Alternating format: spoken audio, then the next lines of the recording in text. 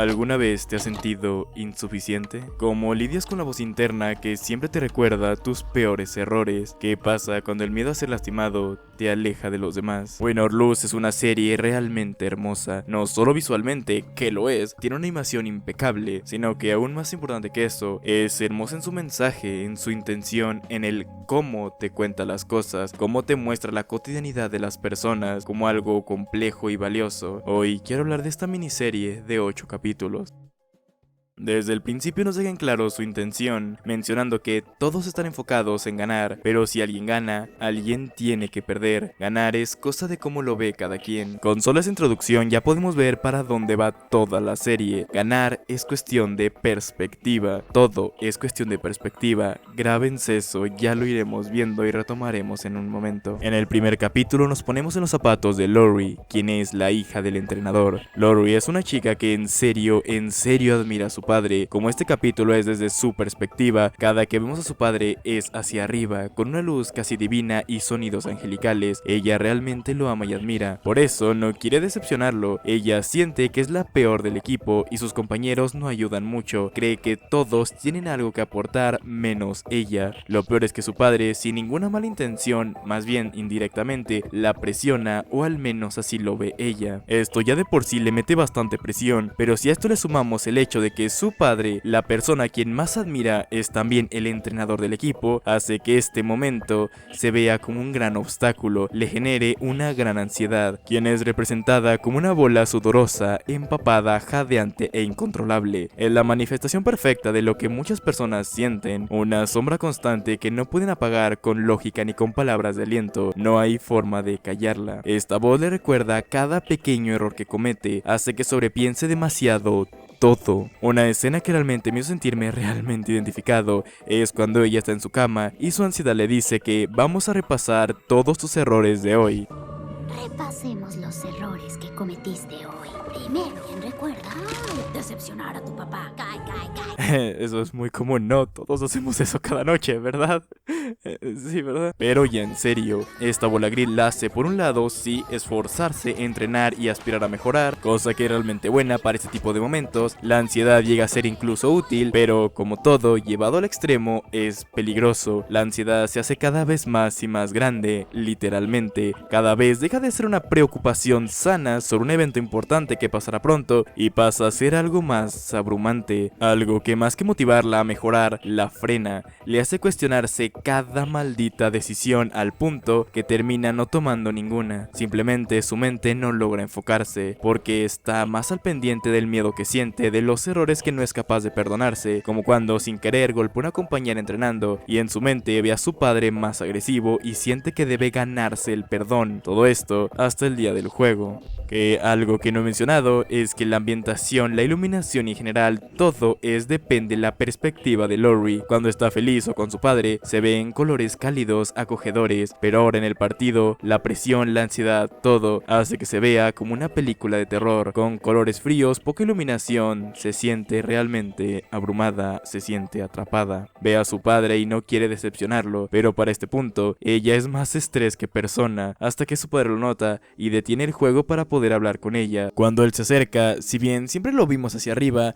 en este momento cambia un poco toda la situación, ya que mientras que antes lo veíamos hacia arriba con admiración, con sonidos de invitación angelical, colores cálidos, ahora se ve como una figura imponente. Ve hacia arriba con miedo. Ella teme, realmente teme decepcionarlo, pero su padre se agacha, deja de verla desde arriba y se acerca. Y algo que no mencioné es que su forma de demostrar aprobación es chocar los puños. Es un gesto que su padre siempre le ha negado, pero ahora lo hace. Le da el puño como muestra de apoyo, un gesto muy simple, pero que a Lori le ayuda a entender que a pesar de todo, su padre siempre estará allí para ella, no importa que falle, sigue siendo su hija. Él le da su sincero apoyo, por fin le dice lo que debió decirle antes, le dice que no se trata de ser la mejor, sino de dar lo mejor. Por fin le da el apoyo que tanto necesitaba. Ella se tranquiliza, reduce su ansiedad y ve todo colores cálidos otra vez, y ella falla a pesar de todo.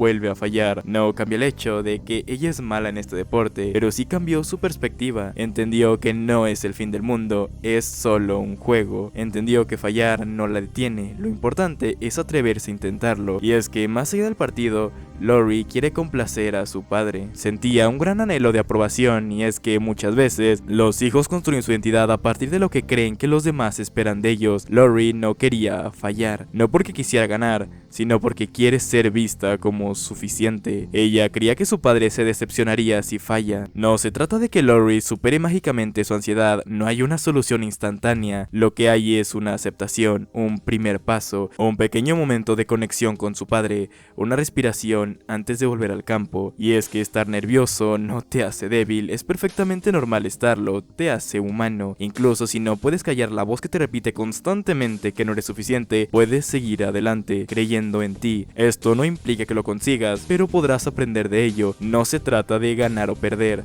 se trata de atreverse a jugar, no dejarte paralizado por el miedo, sino seguir adelante, aún con todo el miedo del mundo.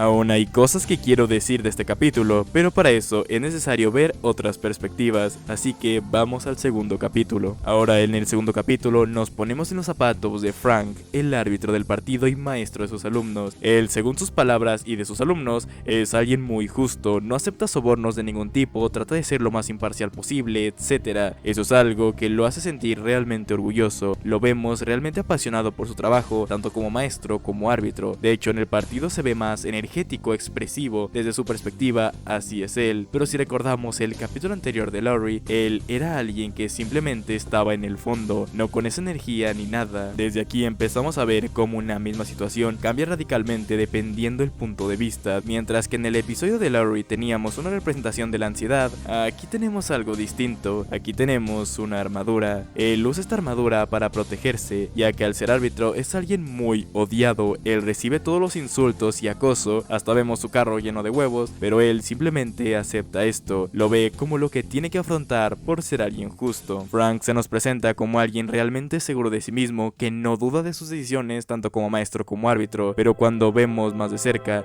nos damos cuenta de que eso en gran parte es una fachada, y es que podríamos decir que este capítulo nos habla de la melancolía. Como dije, Frank es un árbitro, no es alguien que pertenezca a ninguno de los dos equipos, es alguien, por decirlo así, que está en el medio. Esto extrapolándolo a su vida, en la misma situación, él se encuentra a medias, estancado, sin saber qué hacer de su vida. Está en medio de su pasado y su futuro, de una melancolía que no lo deja seguir. No pertenece al pasado con su exnovia, a quien extraña muchísimo, pero tampoco es capaz de avanzar hacia el futuro. En este capítulo, en más de una ocasión, vemos recuerdos idealizados de su vida con su exnovia. Él no está triste y melancólico solo porque terminó una relación, está triste porque aún la quiere y porque ya no puede volver el tiempo atrás. Ese sentimiento es simplemente desgarrador. Es horrible extrañar a alguien, seguir amándola, a pesar de que ella ya siguió adelante, ya hizo su vida, ya te superó, pero tú no eres capaz de hacerlo. Te aferras a esos recuerdos, la nostalgia se apodera de ti, idealizas el pasado, ves las cosas perfectas y eso aumenta el sentimiento de impotencia, un dolor tan profundo y humano, algo que simplemente no tiene solución. Aun si volvieras con esa persona, aun si se reconcilian, ya no sería lo mismo, porque ambos han cambiado. Pero quiero concentrarme ahora en su armadura. Como ya mencioné antes, cada que se pone nervioso, cada vez que duda, cada vez que se enfrenta a algo que lo puede llegar a lastimar, se pone su armadura, su máscara. Esta armadura emocional es una forma de aparentar ser lo que él cree que debe ser, alguien confiado, estable, profesional. El problema es que, como dije, solo lo aparenta. Él por dentro sigue siendo vulnerable, con miedo a ser lastimado. Podemos ver esa armadura como la representación de su miedo a salir de su zona de confort. Tiene miedo a ser lastimado, pero al protegerse tanto, puede que sí evite ser lastimado, pero también se está privando de lo bonito que es vivir. Y es que su armadura es de color azul, cosa que no he mencionado. Este color realmente lo representa. Vemos este color no solo en su armadura, sino que lo vemos también en su iluminación. Su avatar virtual también es azul. El capítulo literalmente se llama Azul y, como dije, su armadura es de este color. Esto podría representar también su melancolía, su tristeza. Como la melancolía también puede hacer que nos encerremos, que simplemente no querramos hacer nada. Este color representa la gran tristeza interna que siente nuestro protagonista, cómo se aferra a su pasado con colores cálidos y brillantes, vivos, mientras que su actualidad se ve bastante azul, bastante fría. Cosa representada en este momento, en el cual su exnovia aparece para decirle algo que no sabemos qué es. Ella abre la puerta y de su parte entra la iluminación cálida, iluminando toda su oscuridad. Aquí se le presenta casi como un portal hacia el pasado, poder volver a lo que fue. Al menos así lo piensa él. De hecho, toda esta última escena, cuando él trata de volver con ella, sigue teniendo esos colores cálidos, como lo era en su pasado. Cada recuerdo que vemos estaba de este color, pero desde que terminaron todo se volvió más frío, pero hablaré de este final un poquito más adelante. Además de que la palabra blue en inglés no solo significa azul, sino que literalmente puede llegar a significar tristeza. Así que sí, vemos un personaje realmente atrapado en su melancolía. Pero volviendo al tema de su armadura, al encerrarse en su armadura se priva de experiencias que le podrían resultar gratificantes. Cuando por un amigo se descarga una app de citas, vemos que en la app igualmente usa la armadura, actuando a la defensiva, avergonzándose de ser quien es, etc. Y eso solo provoca que nadie quiera salir con él, hasta que por fin decide quitarse su armadura y entablar una relación real, sin fingir, sin estar a la defensiva, sin avergonzarse, siendo honesto, y así empieza a fluir todo mejor. Las pláticas, los momentos felices, reflexivos, etc. Y es que la verdad es que para tener una relación real, una relación que valga la pena, es necesario ser vulnerable, abrirnos y mostrarnos como realmente somos sin aparentar nada. Y eso sí, es algo muy arriesgado. Para amar de verdad es necesario ser vulnerable, y al hacerlo le damos las herramientas a la otra persona para lastimarnos, le damos el poder de destruirnos con la confianza y fe de que no lo harán, de que valorarán nuestros sentimientos. Puede que sí, haya veces que termine mal, puede que termine usando lo que les contamos en confianza para lastimarnos, puede que nos termine lastimando en general, pero aún así siempre valdrá la pena intentarlo, aun si no termina bien. Frank, al sobreprotegerse, se priva de los placeres de la vida, no vive ni lo bueno ni lo malo, por eso se siente tan vacío. Y claro, tiene razones para tener miedo. Cuando se arriesgó e invitó a salir a una camarera, solo le provocó un momento muy incómodo, así que es comprensible que le cueste abrirse, pero como ya repetí, siempre será mejor intentarlo y fallar que nunca intentarlo. Pero como iba diciendo, sí, logró encontrar a alguien con quien estaba llevándose muy bien, las cosas iban por buen camino, hasta que habló un poco con su ex, y él volvió a dudar de sí mismo, de sus decisiones, se volvió a aferrar al pasado, pensó que su ex querría volver con él y fue a buscarla, no sin antes terminar y arruinar la relación que ya estaba construyendo. Se deshizo de su futuro por aferrarse al pasado, y cuando llegó con su ex, vio que ella ya estaba comprometida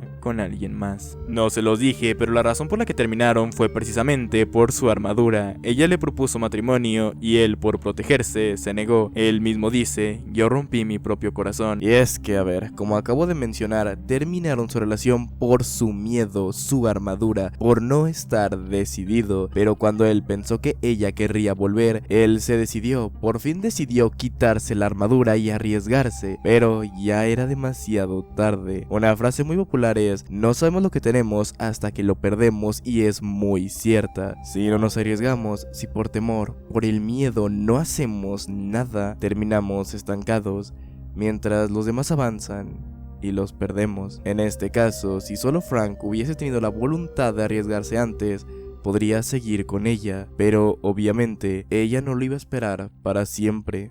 Además de que confiesa que duda de todas sus decisiones, por fuera es alguien seguro de sí, justo, que siempre toma la decisión correcta, pero por dentro duda. Ahora ve las consecuencias de no querer arriesgarse. El amor de su vida ya tiene a alguien más. Él no dice nada, no hay confrontación, no hay reclamo, solo una mirada larga o un silencio incómodo.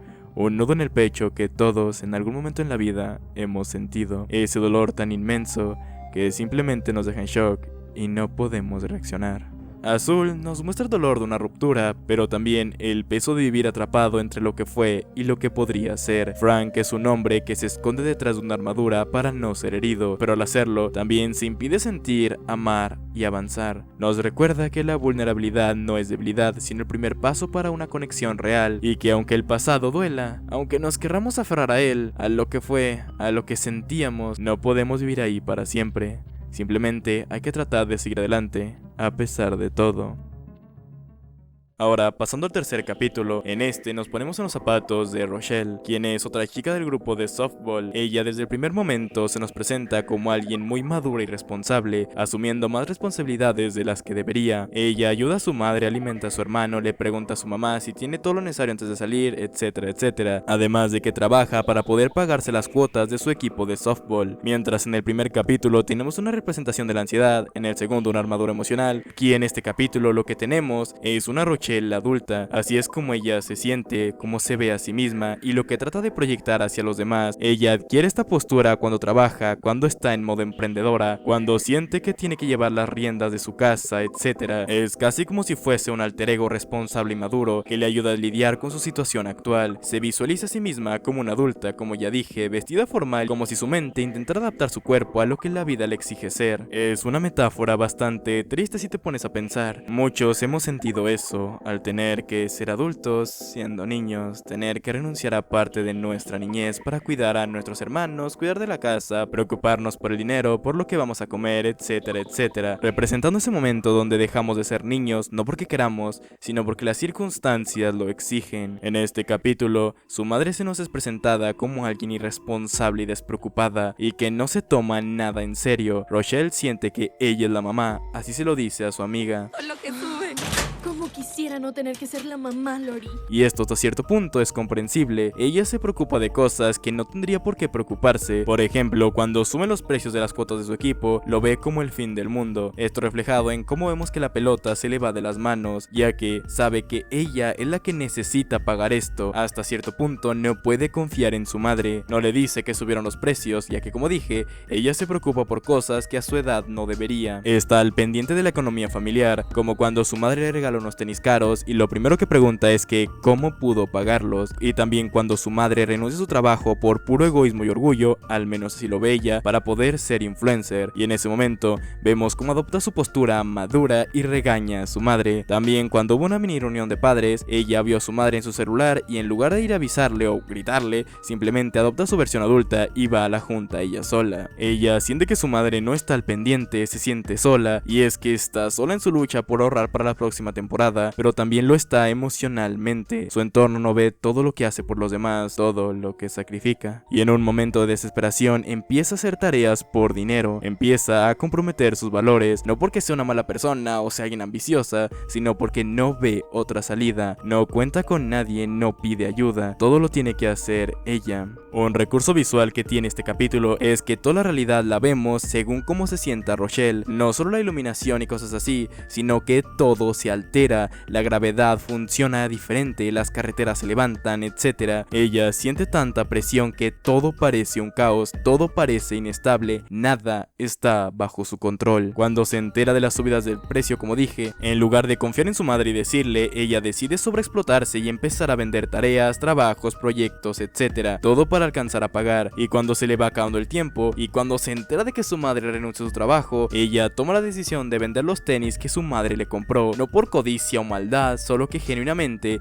cree que su madre es una irresponsable y que no puede confiar en ella. Incluso en un momento que ella se está sobreesforzando, su madre dice que saldrá, que cuida a su hermano, y parece que va a una fiesta o algo así, hasta le dice que se divierta. Desde su perspectiva, se sobreexplota por algo bueno, por ayudar a su madre para no afectar la economía familiar, y algo que le agrega más a la irresponsabilidad de su madre es que ella quiere ser creadora de contenido, como dije antes, grabando cada momento de su vida y sus hijos, cosa que casi nunca nunca termina bien. Hay muchas madres que hacen esto y no soy fan. Está bien exponer tu vida si eso quieres, pero exponer todo de tus hijos y arriesgarlos a todo lo malo que trae la fama de internet no me parece correcto, sinceramente. Pero siguiendo el hilo, en un momento Rochelle quiere ser honesta con su madre, pero ella empieza a transmitir en vivo y mejor se queda callada, así guardándoselo todo otra vez. El mayor problema de estas dos es la falta de comunicación. Ninguna se pone en los zapatos de la otra. No hablan de sus preocupaciones o planes o ideas o nada. Como dije,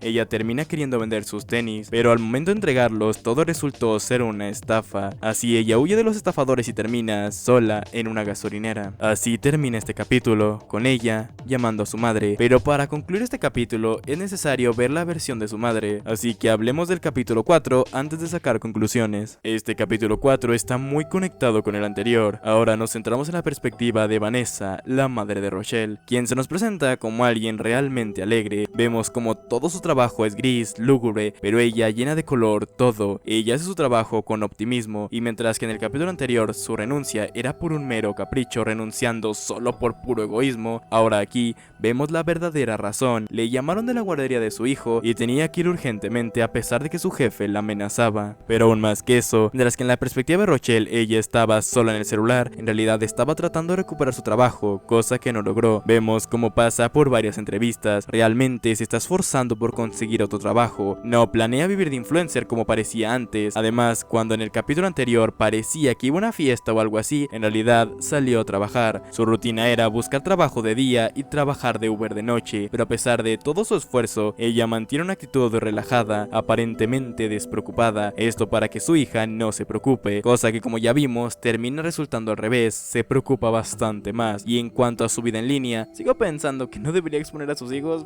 pero pues bueno. Pero aquí vemos el por qué le gusta tanto hacer lives. Es su lugar seguro, es su forma de conectar con gente que realmente la comprenden, apoyan y escuchan. Es su forma de conectar con alguien, de sentirse vista. Cuando ella está en línea, vemos corazones flotantes, quienes son sus seguidores. Como dije, son su refugio emocional. Son los que la sostienen, la levantan, son la ilusión de que alguien la comprende, porque en la realidad nadie parece hacerlo realmente. Pasamos de ver una madre irresponsable a ver una madre que trabaja toda la noche, busca trabajo de día, hace todos los quehaceres del hogar, se esfuerza por estar allí para su hija, etcétera, etcétera, etcétera. Muchas veces nos sentimos mal de que nadie note nuestros sacrificios, nuestro esfuerzo, pero cuando nos ponemos a pensar en lo que otros sacrifican, lo que otros se esfuerzan, dos personas que viven vidas parecidas, viven juntas, pero parece que ven dos realidades totalmente distintas. Para Vanessa, Rochelle es su mayor orgullo, es por ella que vive. Una escena que me gusta mucho es la siguiente. Vanessa, como cualquier día, ve todo colorido y alegre. Cuando el director le llama, le dice que su hija hizo trampa. Es entonces que todo ese color se desvanece. Vemos colores mucho más opacos, más apagados. Al hablar con su hija y que ella le haga creer que ella no hizo trampa, sus colores vuelven. Su felicidad es su hija, es su orgullo, su motivo de seguir adelante. La idealiza muchísimo. Genuinamente cree que es una niña perfecta, pero debe entender que no lo es. Ninguna persona es perfecta, e idealizarla solo trae problemas. De hecho, eso también se ve en cómo durante su capítulo vemos como si ella tuviese poderes, se teletransporta, vuela, etc. Pero cuando empieza a dudar de su hija, ya no puede teletransportarse, pierde todos sus poderes. Pero llega el momento en que tiene que bajar a su hija del pedestal, cuando gracias a un compañero de Rochelle descubre todo, que ella tiene dos cuentas, que ha vendido tareas, que quiere vender sus zapatos. Aquí, desde la perspectiva de su madre, no se ve como un acto desesperado, una forma de no afectar la economía familiar, sino que se ve como alguien engreída, soberbia, codiciosa, cosa que tiene sentido. Nosotros sabemos cómo se sentía Rochelle al ir en contra de sus valores, entendemos por qué lo hizo, pero su madre no sabe esto. Viéndolo así, Rochelle sí parece alguien muy egoísta. Un detalle pequeño que me gusta mucho es que en el capítulo de Rochelle, cuando ella va a vender sus zapatos, se ve una estatua de una madre y su hija, mientras que en este capítulo vemos cómo se destruye. Ella cree en su hija, pero la idealiza, le pone expectativas jodidamente altas, no intencionalmente, pero sí espera que sea la hija perfecta, cosa que claramente afecta a Rochelle, no le permite fallar, ser ella misma. Eso no podría terminar bien. Aquí es donde conectamos con el final del capítulo anterior, con Rochelle en la gasolinera. Ambas se abrazan y Vanessa no llega a regañarla, no grita, no da discursos, simplemente la abraza. En ese momento entiende, por fin, cuánto estaba cargando Rochelle. Vanessa deja de ver a una hija perfecta y solo ve a una niña cansada. Rochelle deja de ver a una madre desinteresada y solo ve a una mujer agotada, que también lo está dando todo. Y su hija, por primera vez en los 2 episodios, deja de fingir que puede con todo y se permite ser una niña otra vez y orar en los brazos de su madre. No porque se haya resuelto todo, sino porque al menos ya no está sola. Todo su alrededor deja de ser un caos en cuanto abraza a su madre. Todo vuelve a estar bien. Y entonces Vanessa le dice: Amor, tenemos que hablar. Tenemos que hablar, no como una amenaza, no como un regaño. Es una invitación al diálogo real, a comunicarse por fin, a dejar de actuar como si todo estuviese bien, a no seguir sobreviviendo por separado, sino empezar a construir algo nuevo juntas. Durante estos 2 capítulos, madre e hija estuvieron atrapadas en versiones forzadas de sí misma, una niña pretendiendo ser adulta y una adulta que aparentaba no tomarse nada en serio. Comunicarse no siempre resuelve todo de inmediato, pero sí es el primer paso para sanar.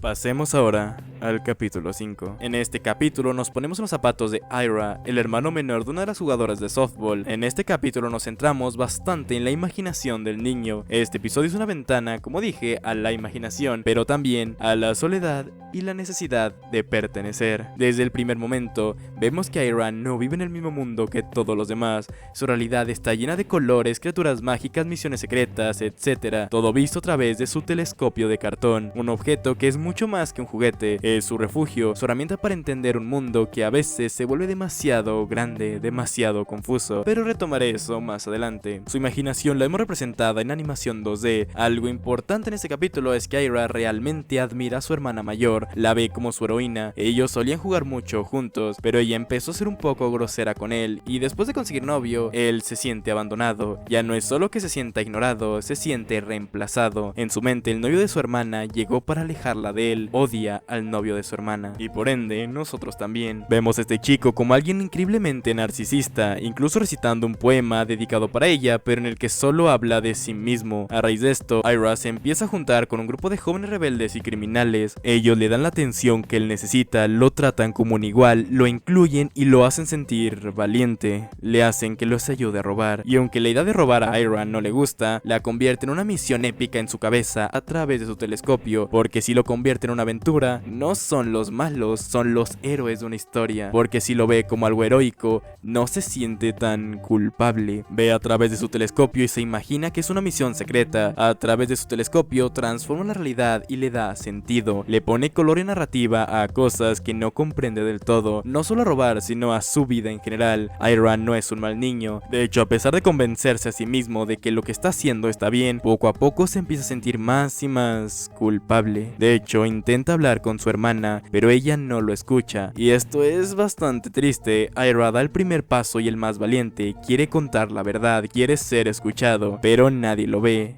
nadie lo escucha.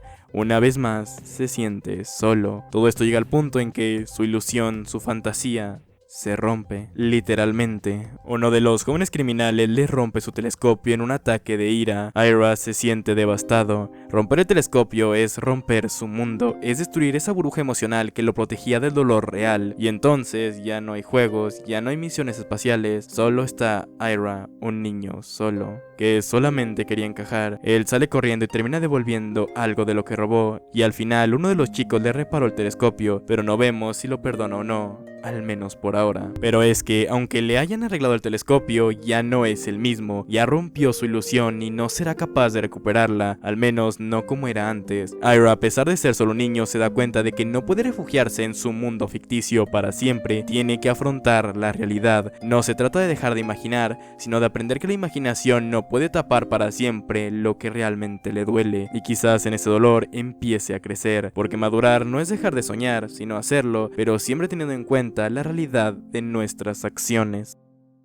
Ahora, en el capítulo 6, mi favorito de lejos, nos ponemos en los zapatos de Yuwen, alguien bastante confiado y extrovertido, seguro de sí mismo, le encanta ser el centro de atención y se siente realmente poderoso al estar en la cancha. Es un jugador muy hábil, pero todo esto todo esto no es más que una fachada. Mientras que por fuera actúa más bien frío, por dentro es alguien muy inseguro. En este capítulo vemos la dualidad de los sentimientos de Yuwen. Por fuera siempre lo hemos confiado. De hecho, en el primer capítulo de la serie, cuando Rochelle le dice que está enamorado de Lori, vemos que reacciona como si nada y dice que le gusta Taylor. Mientras que en este capítulo parece que en lugar de simplemente decirlo así confiado, como todo el mundo lo vio, en su perspectiva sonó como si lo gritase, y por dentro es peor, ya que de verdad ni él mismo puede creer lo que dijo. Cuando le dicen que no es divertido, le duele profundamente, se imagina a todos burlándose de él. Yuwen busca aceptación y aprobación del mundo que lo rodea, especialmente de sus amigos y de Taylor, con quien desarrolla una relación romántica. Vemos una representación muy tierna del amor adolescente, de ese primer amor, con ambos siendo nerviosos, inexpertos,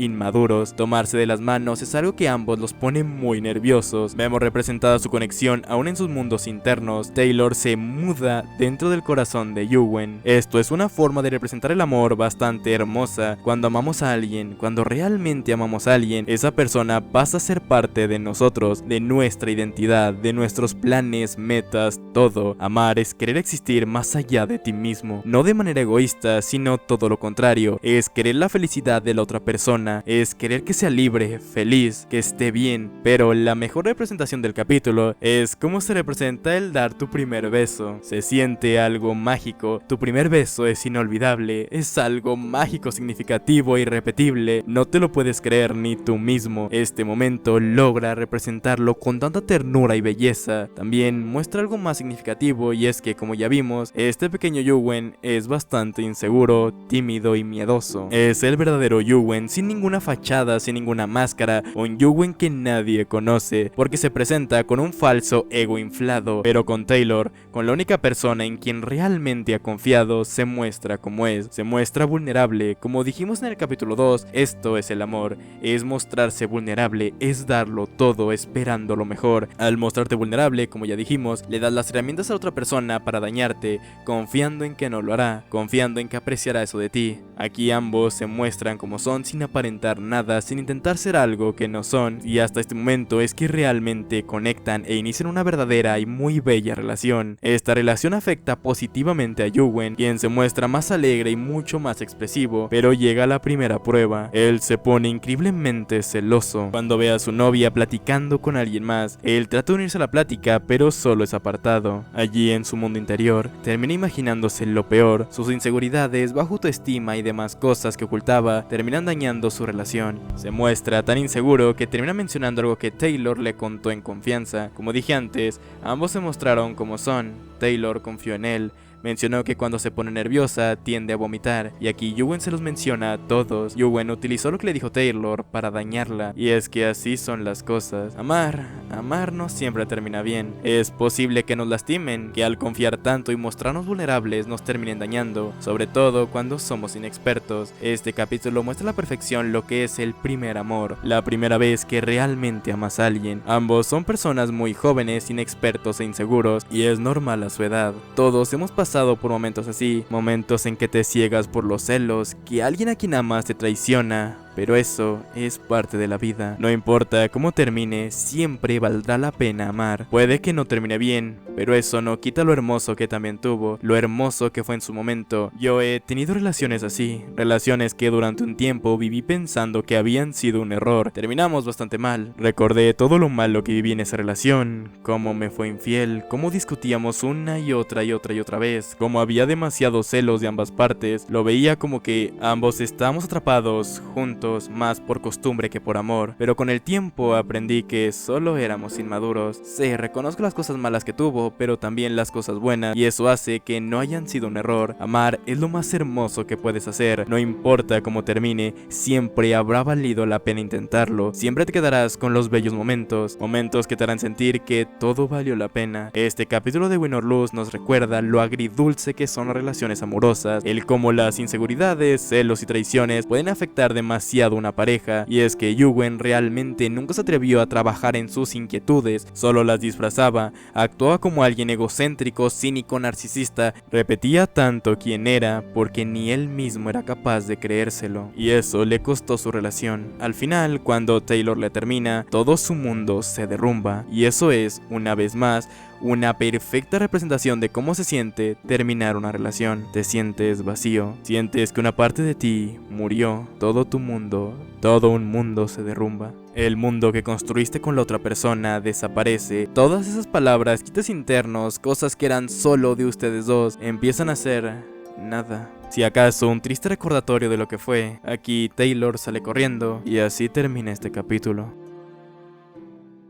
Ahora llegamos al capítulo 7, el cual lo que tuvimos está bien, pero pudimos tener algo mejor, y es que, a ver, este capítulo es el más polémico de todos y debido a este conocí la serie, y es que toda su trama iba a ser totalmente diferente. ¿Han visto cómo ciertas personas siempre tachan a las empresas como Disney de ser wokes, progres y demás mierda, diciendo que ellos apoyan una malvada agenda LGBT y esas cosas? Obviamente, esto nunca ha sido así, y han demostrado que solo apoyan a ciertos movimientos cuando les conviene y es rentable, pero la más mínima oportunidad censuran y quitan cualquier trama woke entre comillas. Pasó con la película de Buzz Lightyear, que muchos acusaron a Disney de ser woke por una escena de un segundo en el que dos mujeres se besan, pero ese beso no lo quería Disney. Disney desde el principio quería quitarlo. Fueron los creativos que querían que ese beso formara parte de la película, ya que ayudaba a la trama, y así han ocurrido en varias ocasiones, incluyendo esta serie. En este capítulo 7 nos enfocamos en Kai, una niña trans. En la idea original, todo el capítulo se centraría en esto, en cómo lidia con su transición y esas cosas, pero como dije, fue censurado. La única escena que tenemos del capítulo original es a Kai siendo muy insegura, viéndose constantemente en su reflejo, no sabe siquiera a qué baño entrar, pero Rochelle la tranquiliza y la lleva al baño de niñas. Aquí ella se encuentra con una niña, que no lo he mencionado, pero en cada uno de los capítulos, esta niña les menciona algo que los hace dudar o reflexionar.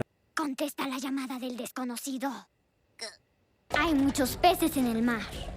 Elige sabiamente. Aquí no sabemos qué es lo que le dice, pero ella se asusta, se siente insegura de su voz, probablemente porque se escucharía bastante masculina, al menos en su perspectiva, ya que después se vería en el espejo y no se reconocería, representando a la perfección lo que es la disforia de género. Para los que no sepan, la disforia de género es cuando una persona siente malestar o incomodidad porque su cuerpo o el género que le asignaron al nacer no coincide con el género con el que realmente se identifica. Aquí vemos como Kai, al ver su reflejo, su miedo, su inseguridad, hacen que dude de sí misma, que no se reconozca, que los rasgos que ella considera masculinos se hagan más y más notorios, deformando la realidad, hasta que deja de ver una niña y solo ve un niño. Así que sale corriendo, y en mi opinión, no es casualidad que justamente sea un baño donde presenciamos este momento. Tiene todo el sentido del mundo. Uno de los mayores debates alrededor de las personas trans, bueno, realmente sobre las mujeres trans, es este tema de los baños. Mucha gente bastante ignorante cree que es peligroso que una mujer trans entre al baño de mujeres. En su mente es solo un hombre disfrazado de mujer que quiere abusar de mujeres, cuando un abusador no necesita siquiera disfrazarse de nada. Estadísticamente es más probable que una persona trans sea agredida a que ella sea la que agrede. Así, el simple hecho de usar el baño para una mujer trans es algo difícil. Si usa el baño de hombres es un riesgo para ella, y si usa el baño de mujeres igual se arriesga al rechazo, al juicio o incluso también la violencia, si es que no tiene cispassing. Así que ella se ve abrumada y solo puede salir corriendo y habla con su padre, y mientras esto pasa, seguimos viendo su cuerpo deformarse hasta que llega el entrenador y logra tranquilizarle. Es realmente una pena que esto sea todo lo que tenemos del capítulo original. Es una lástima que una representación tan fiel y real de lo que experimenta una persona trans haya sido censurada. Es realmente triste, y es que, siendo sinceros, es necesario esta clase de representación, ya que muestra con claridad algo que muchas personas trans sienten, pero que es difícil de explicar con palabras, y permite a quienes no lo han vivido empatizar a través del lenguaje visual. Valida las experiencias de quienes han sentido lo mismo al mirarse al espejo, al no estar contento con lo que ven. las humaniza y hace que cualquier persona sea capaz de entender ese sentimiento. Nos recuerda que antes que todo, todos somos personas. En el capítulo que tuvimos al final, no se descarta que sea una chica trans, de hecho hay varios indicios que lo indican, pero se deja más al subtexto. Durante toda la serie, nos concentramos en la semana antes del partido, pero ahora nos vamos todo un año al pasado. Todo se ve bastante gris, opaco, triste. Kai se ve bastante deprimida, se avergüenza de sus fotos, se ve al espejo y no le gusta lo que ve. Ella esconde fotografías suyas, además su vestimenta es bastante reservada, su cabello es bastante corto. Es cuando se presenta como Kai ante los jugadores que su vida toma color, se quita su capucha y siente que flota, y después habla con su padre. En el contexto del capítulo solo habla de cambiar de béisbol a softball, cosa muy tonta porque es prácticamente la misma mamada, y la reacción del padre a que cambie de deporte puede verse bastante exagerada, pero obviamente esto va más allá. Es una representación de alguien que está saliendo del closet como una persona transgénero. Ella le comenta su decisión y su padre menciona, pero eras muy buena en béisbol. Pero su reacción más importante es esta. Esto es mucho, pero escucha. Nada cambiará el hecho de que te amo. ¿Está claro? Te amo.